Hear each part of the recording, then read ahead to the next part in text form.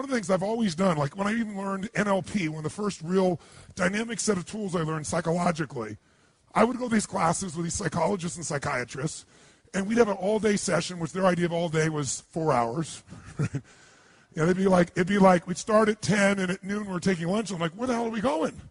You know, oh, we're going to lunch for an hour and a half, and then we come back at 1:30, and sure enough, by 3:30 or 4, it was the end of the program. And I was like, Jesus, you know, you didn't even do a quarter of a day. So I took the rest of the time, and I extracted everything I could from what I'd learned. There are people with 10 times more skill than I had or ability, but my level of application compared to theirs, I dwarfed it. And it's because while I was still there, I didn't leave the environment. I've always had this belief. If you want to be successful at anything in life, never leave the sight of setting a goal without doing something that commits you to fulfillment. If you get, like, you're in state, right, when you do something. While you're in state, that's the time to commit yourself to something that makes you follow through. How many know what I'm talking about here? Say I. So I'd call somebody up, I'd schedule something, I'd lock in the next meeting, I'd sign up for the class, I'd enroll the guy who was going to mentor me, I'd set the meeting with a mastermind of people I met. I did something so that whatever I committed to, there was something when I went home that would pull me there. It's structure. In fact, I'll give you 5 C's to RPM just as a quick warm-up for you. How's that? If you don't remember, it'll be okay, but it'll be in your unconscious for when you go work with a coach. These are the 5 C's. Everything that comes in your mind, anything you can think of, because we're going to basically do a little mini RPM version of things right now. Anything comes to my mind. I'm here, and while you're here doing something, you're driving in your car, and you think of an idea for your business or one of your businesses. Where do you put it? iPhone. Where do you put it? Diary. Where do you put it? iPod. iPhone. iPhone. And how do you find it afterwards? How are you triggered to look at it again? So he goes back and reviews his app system. How do you do it? Right. Crisis. Crisis makes me go get it. How do you do it? I send an email to myself. Oh, good, more emails with more to-dos, right? So I don't care what your system is, but when you have RPM, you'll have one place you put it. For right now, you need one place to put it. Now, the problem is most of us have lives that if you put everything in one place, it just becomes even more overwhelming. Who knows what I'm talking about here? So the first step, I'll just tell you that, is C, is capture. You got to capture. And the motion I do is like this. Imagine doing this, like physically capturing it, pulling it out of my head, and putting it in one place. I don't care what your one place, it's got to be one place. Now, ideally, in that one place, you'd have some categories so you don't throw everything on one giant list. Does that make sense? So you might have a category for me. I have companies. So I have Robbins Research, I have Namali Resort, I have Metabolife, I have all these different companies. So I'll drop it in that area as an example. Or roles for me as a father. I don't have time to demonstrate this for you, but just know the first thing you want to do is keep it out of your head, have it in one place. Why do you want to do that? Keep lots of extra mental RAM available. When you have to keep thinking about stuff, it creates inner stress. If you know it's there, and you know you're going to look at it consistently, like you do it once a week, once a day, and you're going to review it and do something with it. Something with it might be, forget it, I'll do it later, tomorrow, but you're going to do something with it, you'll be able to let go. How many think that's pretty much something you try to do already? Most people try to do this, don't you? But the reason most people don't do it is because making lists, after a while, they stop doing. Tell me why they stop doing it. Who's made lists and they're not kept the lists up, your, quote, to-do list? Why don't you keep those to-do lists up? Because every time you go there, they're so damn what? How many have always got more to do, if you do make the list, than you have time? So it inherently says, why am I doing this? RPM is a different mindset. Our mindset is, we're just first capturing it. We know we're not going to do most of this. But we need to be able to later, when it's time, decide which things are worth doing, and more importantly, what are we really after? We're going to use these to trigger us to say, all this relates to maybe something more important. How many follow the philosophical difference here? Say I. My goal is not get things done. This is not GTD. This is use the things you need to get due to stimulate a higher level of thinking of what you really want, why you want it, and become very strategic about how to get that. And many of these things may go away, or they just won't matter. But you do have to capture it because otherwise it's in your head. So I have a lot of systems of doing it, but if you never saw me again, the most basic thing you need is one place to capture. Does that make sense? And what's step 1 of RPM? It's a C. You got to what? Capture, which means get it out of your head, put it one place. Second thing, you got to make sense of all this crap. And the way you do that, step 2, is you create a plan. And a plan for me has 3 parts. And the 3 parts are 3 questions that I ask and 3 actions I take. And again, you'll learn this. I'm not trying to teach this all right now. I just want to plant some seeds in your mind. Is this okay? Is this useful? So when you're going home, you got all this captured stuff you just did here, right? Now you got to start to create a plan. You got to look at all this stuff and say, okay, there's more here than I can do.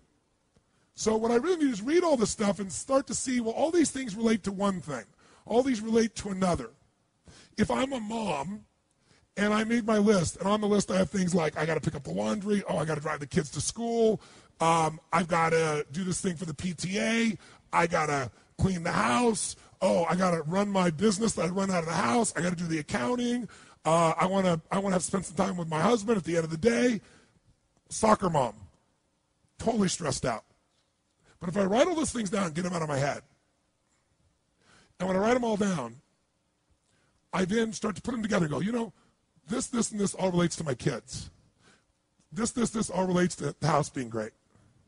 This, and this all relates to my business. And this is about my personal life being rich and happy. I'm able to do something really nice. I'm able to go from this, which is what your capture list looks like. You'll start writing it down. You go, I got to do this, and that, and this, and this. And you start to feel good. It's out of my head. But then you go, I got to do this, and I got to do this, and I got to do this. I got to do this. I got to do this, and I got to do this, and I got to do this, and I got to do this, and I got to do this, and I got to do this, and I got to do this. I got to do that too, and that too. So step 2 is I look at my capture list and I create a plan. And the way I create a plan is I start to figure out, what do I really want? That's what the world is saying to me. That's what's in my head. What do I want? I might start to group some things together. I might start to say, you know, let's take a look at this. You know something? Watch this. Watch this for a second. This item here, clean the house, and this thing, and this thing, and this thing, these all relate to the house. And my outcome there is I want a magically clean house because, why? It makes me feel fully alive. And then, oh, by the way, this, and this all relates to my children. Oh, and this, and this relates to my business. And oh yeah, this is me personally. Anybody see what happens? Suddenly, 80 action items or 12 or 30 will turn into 4 outcomes. There's something here that I want for my home. There's something I want here for my kids. There's something I want here for my business. There's something I want for me. And what that does is now I can start to go, okay, instead of reading all these items, what do I really want for my kids? What's my outcome this week or today? And you get really, really clear about what you're after. You use this to take you to another level higher. Use this to trigger a higher vision instead of letting this limit you. And once you know what you want, that's the first question. So create a plan has 3 questions to it and 3 actions. First question is, what do I really want? How many of you would feel different in your life just by this language change? What do I have to do versus what do I really want to accomplish? Would that change the way you feel about your life, yes or no? Yes. How does it feel with have to do? See, RPM, when you finally learn it, has many pieces to it. Above all else, it's a thinking process. And better thinking creates better results. It's that simple. So you don't have to ever use a piece of paper to think this way. From now on, all this stuff's happening, you go, what's my outcome? What am I really after? What do I want? What's the specific results? Like, what's the target? Let's chunk up. I don't ever go in a meeting with anyone. What do you think the first words out of my mouth are when I sit down in a meeting after the hellos and the proper connections? What do you say? I always say, what are the outcomes for this meeting? Because how long the meeting is based on getting the results that we're there for. It makes a much more fulfilling life. Or if you can't get in that time, you know that outcome's still not done. We're going to come back and get that outcome done. How many follow what I'm talking about here? Say I. Now, when you get clear what your outcomes are, that's the first question of creating a plan. Second question is, why do I want it? Why? Why is this important to me? Why is this something that really is a must for me? I don't have to do it. I want to do this. Why is this transformative? What's exciting about this to me? And almost all of you have certain key words that are triggers for you. And language shapes your emotion. You want to have a nutritious meal or a delicious meal. You might say, I need a nutritious meal. But what if I said, this is a delicious, nutritious meal? You're more in. If I said to you, I want to introduce you to this person, they're really nice, versus they're delicious. Who knows what I'm talking about here? So when you learn RPM, you're going to learn that RPM is a system of thinking, that RPM is the power of language, because you can change a few words in your outcome. It'll totally change where you end up and what you're going after in your life.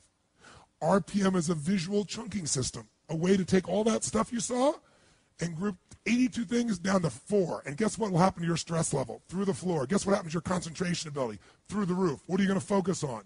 That's another one. RPM is a focusing tool. It makes you focus on what's most important, because most people major in minor things. Am I making sense? So you got to know, why are we doing this? And I always look at 2 levels of why. Why for me? Why for the team? What's the big why? If I'm involving other people, if it's just me, then it's me. But I usually have the big why. So I said 3. Step 1 is capture. Step 2 is create the plan. There were 3 questions. What are they? Number 1 is, what do I really? Or another word for that is, what is my? Or another word for that is, what is the result? And I eventually try to get it to a result because I want to make it measurable, if at all possible. If I can't get it measurable in a short time, I want major progress on as my outcome, right? Or complete something, or whatever it is. My purpose are some key words. Write this down. Purpose, I should say, activity without purpose is the drain to your life. Activity without purpose is the drain to your life. It's the drain to your wealth. It's the drain to your lifestyle. 3 questions. What's my outcome? What's my purpose? What's my why? Third one, what's my massive action plan? Or another, say, what do I need to what?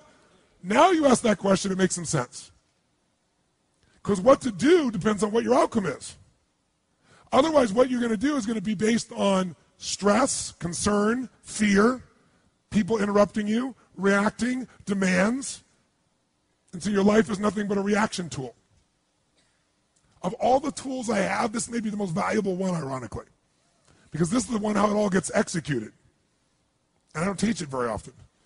So, third question is, what's my massive action plan? What do I need to do to achieve this? And when you do that, you'll take things off your capture list and you'll cross them off as they fit in, or you'll say, I don't even need to do that. So, to create a plan, there's 3 questions and then there's 3 actions. This gets a little more technical, but I think you can pick it up real easy. You take those action items and you put them in order of importance. Does that make sense? But the way I do that more quickly is I go put a star next to the ones that are the 20% that's going to give me 80% of the result. Because I know I'm not going to do all these action items. I know even if I intend to, I'm going to get interrupted 20 million times. So I want to know, what's the 20% of this list? I've got an outcome. I got a purpose. And I have this little block. The center of the target is the outcome. I see the purpose with all the juicy words.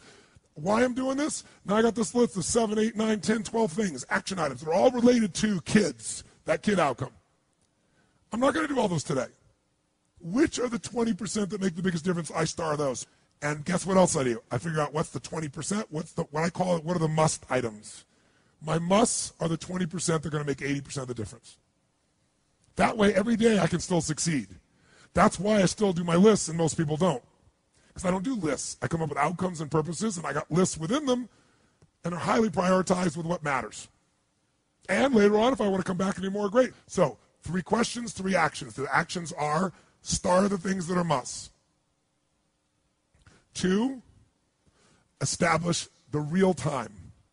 The real time is I go minimum to maximum. On each of those items, I go, how long is this really going to take? Why is that important? Because most of you overwhelm yourself and say, this will be, I just had a meeting with my team the other day, and I said, how long is this going to take? And somebody said, that'll probably take us 10 weeks. I said, okay, let's sit down and do it.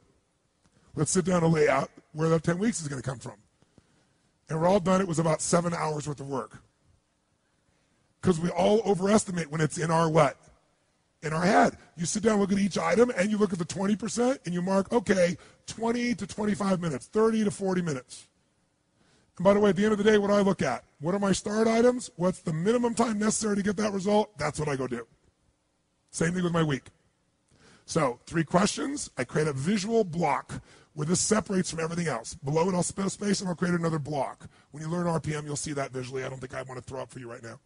But basically, in the center of my page, I see the target of what I'm after. I write my result. To the right, I write my juice. Purpose, to the left, I put my action list.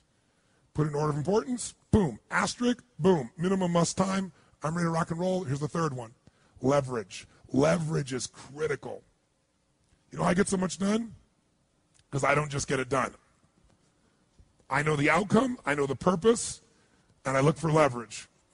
Leverage is different than delegation. What's the problem with delegation? Delegation is you have all that needs to be done, so you give it to someone else, and you tell them what needs to be done, and when they don't do it, you're pissed off.